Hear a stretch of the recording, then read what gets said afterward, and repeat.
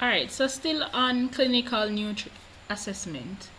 When you're doing a clinical examination, remember we said that clinical assessment is basically examining and observing special body parts or organs, right? And these are the ones that you want to pay special attention to, because this is where most of the times the signs and the symptoms, the relevant signs, are there to help with a nutritional diagnosis as to whether the person is having a nutrition deficiency or a nutrition related disease. So you pay special attention to the hair, angles of the mouth, gums, nails, skin, eyes, tongue, muscles, bone, and the thyroid gland.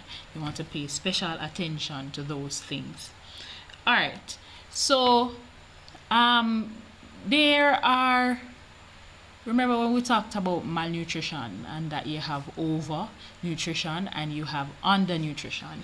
Here, too little would indicate undernutrition, and these are some of the disorders that comes under undernutrition, meaning when you lack one or more nutrient.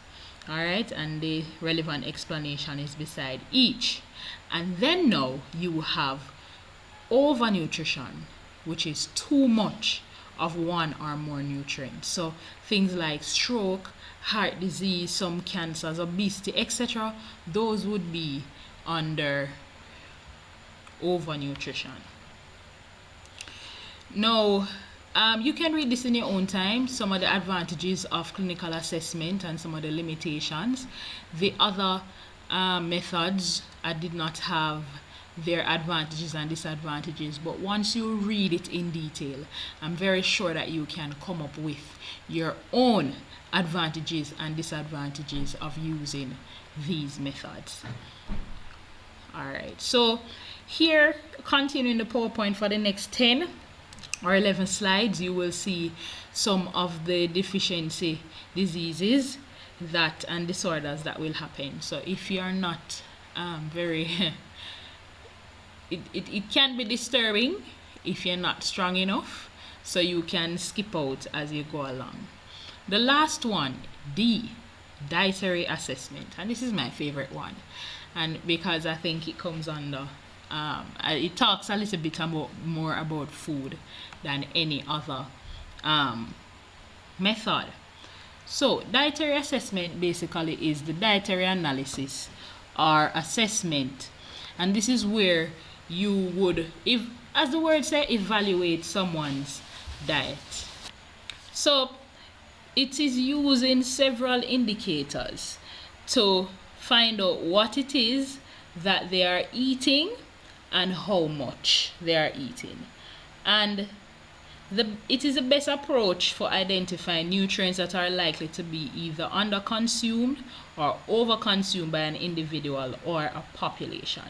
It can also be used to identify food patterns and preferences.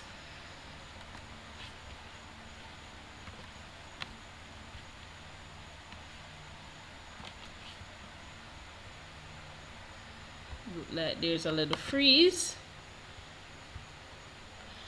Alright, so you have various ways to assess the diet. You have what we call a diet history, a 24-hour recall, food records, food frequency questionnaire. And basically, alright,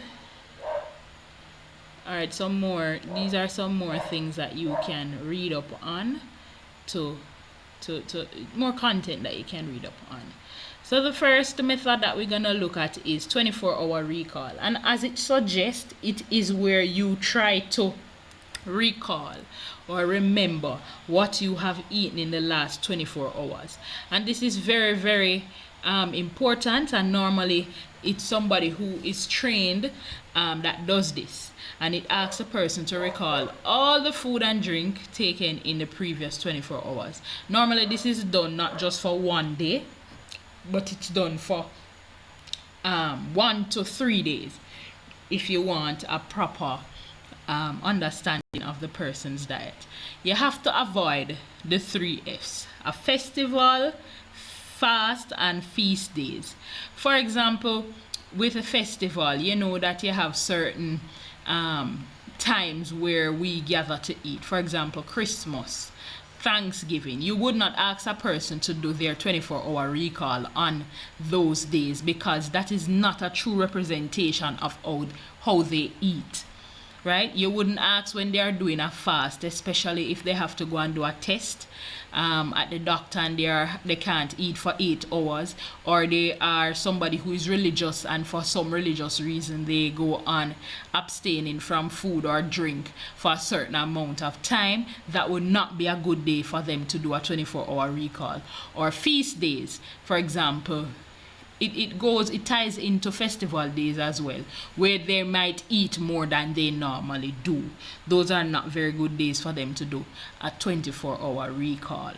And because in a 24-hour recall, not only do you want them to remember what it is that they have consumed over 24 hours, but it is important that they know the time that they eat what they eat, and also the amount.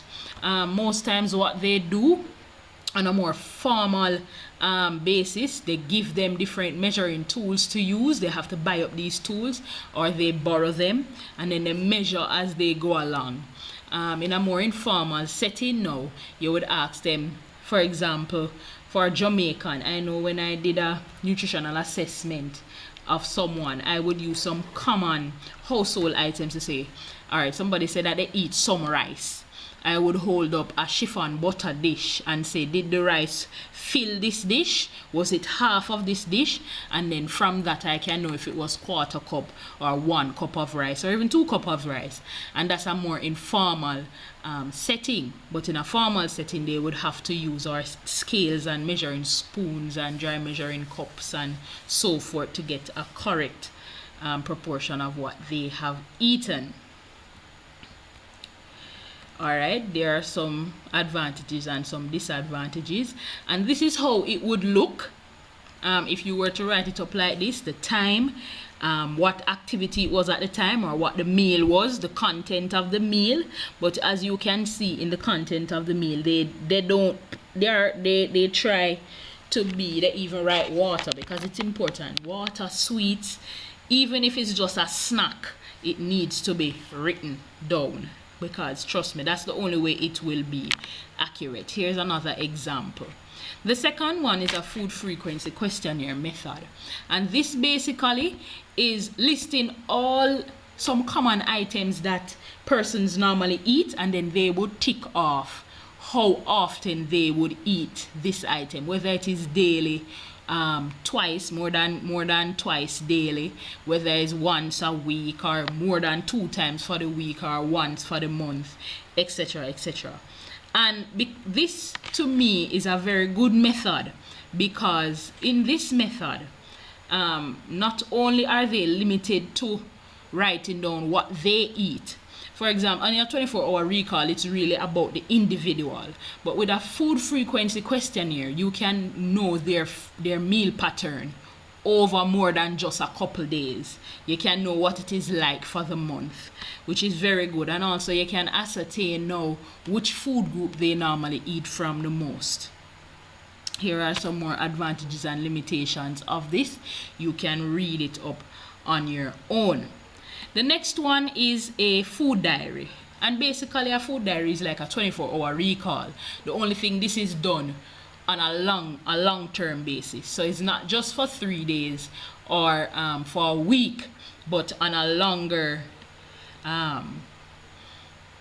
time.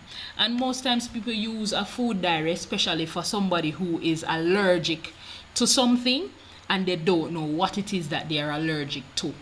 So they would tend to just write down everything that they eat, and as soon as they get a certain reaction, they would jot it down and say, this is what I ate in that time, and then they would be able to narrow down what it is that they ate or drank that gave them that reaction. Another way that the food diary is used is that it can be used especially for somebody who is watching or counting calories, because now you are going to be writing down things that you eat every day. So now you can know, for example, if you don't want to go over 5,000 calories for the week, you can watch what you eat, and you have a lot of apps on your phone now that you can just jot it in and see how much calories it is. You have different food composition tables and calorie counters that you can buy and assist with the food diary and counting of calories. Here's an example of what a food diary could look like. The time and the meal, what the meal contain and the amount. For persons who are watching the calories, they would have a column for the calories and then any specific notes that they would make. All right.